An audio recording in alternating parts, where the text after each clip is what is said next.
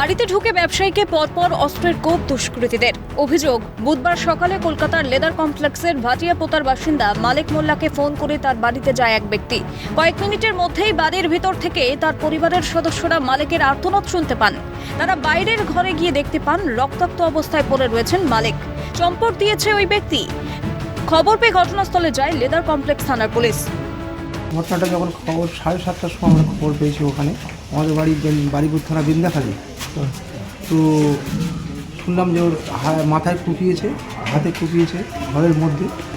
তো আমার সেই কথা শুনে তো ওখান থেকে আসলাম এখানে এসে তো সব কিছু শুনলাম। এখানে মানুষের নিরাপত্তা বলে তাহলে কী আছে? মানুষের যদি বাসস্থান শোয়ার ঘরের মধ্যে এতটা ফ্যামিলির ভিতরে যদি এসে কুপিয়ে চলে যায় দুষ্কৃতিকারীরা, যারা এই কাজটা ঘটনাটা ঘটিয়েছে তাদেরকে অবিলম্বে ধরা হোক এবং তাদের দৃষ্টান্তমূলক শাস্তির দাবি করছে। পারিবারিক অশান্তি নাকি ব্যবসায়িক শত্রুতা, কি কারণে চলল এই হামলা, ধন্দে পুলিশ এবং ব্যবসায়ীর পরিজনরাও। এবার দরজা খুলে দেখি যে ওই গা দিয়ে রক্ত ঝুঁঝিয়ে পড়ছে। ফের ওই ধরে বেঁধে নিয়ে আমরা হসপিটালে। কে এসে মারলো? কে এসে মারলো তো আমরা তো সেটা তো দেখতে পাই না। ভয় তো এমনি তো লাগবে, সকাল 7টা সকালবেলা মারছে, তাহলে তো ভয় তো লাগবে। যখন মালিক মোল্লাকে কলকাতার নার্সিংহোমে ভর্তি করেছে পুলিশ, চলছে তদন্ত। উদ্বেগ এখানেই, সকালবেলায় বাড়ি ঢুকে এক ব্যবসায়ীকে কেউ কুপিয়ে গেল।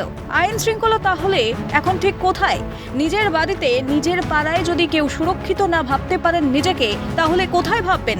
তমাল সরকারের রিপোর্ট, ক্যালকাটা নিউজ।